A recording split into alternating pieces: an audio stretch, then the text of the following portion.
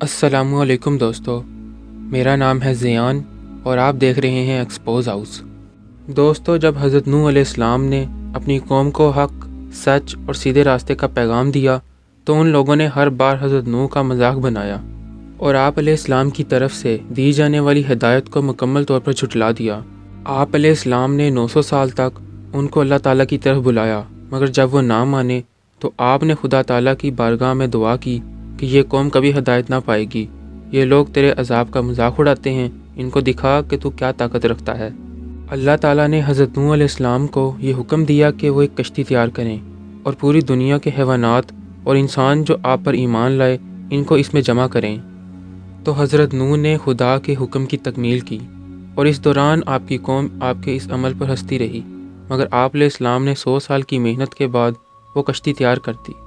حضرت نوح علیہ السلام پوری دنیا کے جانوروں کے جوڑوں کو کشتی میں سوار کر رہے تھے کہ اتنی دیر میں سانپ اور بچھو آپ علیہ السلام کی خدمت میں حاضر ہوئے اور کہنے لگے، اے اللہ کے نبی، اس نجات کی کشتی میں ہمیں بھی سوار کرو۔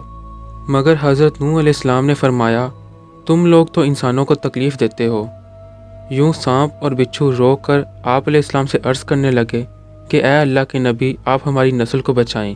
ہم آپ سے وعدہ کرتے ہیں کہ جو انسان بھی سلام علی نوح فی العالمین پڑھے گا، ہمیں قسم ہے اپنے وجود کی، اپنے خالق کی، ہم اس کو تکلیف نہ دیں گے۔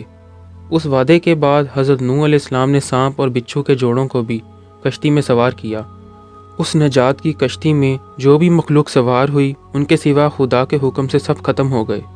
طوفان کے بعد حضرت نوح علیہ السلام نے زمین کو پھر سے آباد کیا اور تمام مخلوق پھر سے اس میں زندگی بسر کرنے لگی، مگر اس کلمے کو کسی حیوان نے نہیں بھولا اور خدا تعالیٰ نے اس کلمے کو آیت کی شکل میں قرآن پاک کی سورۃ الصفات میں محفوظ کر دیا۔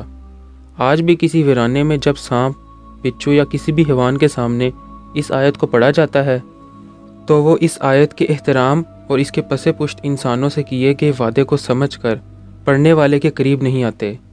بے شک اللہ نے اپنی کتاب میں ہر مشکل، مصیبت اور بیماری کا علاج رکھا ہے۔ دوستو، یہ تھی آج کی چھوٹی سی ویڈیو۔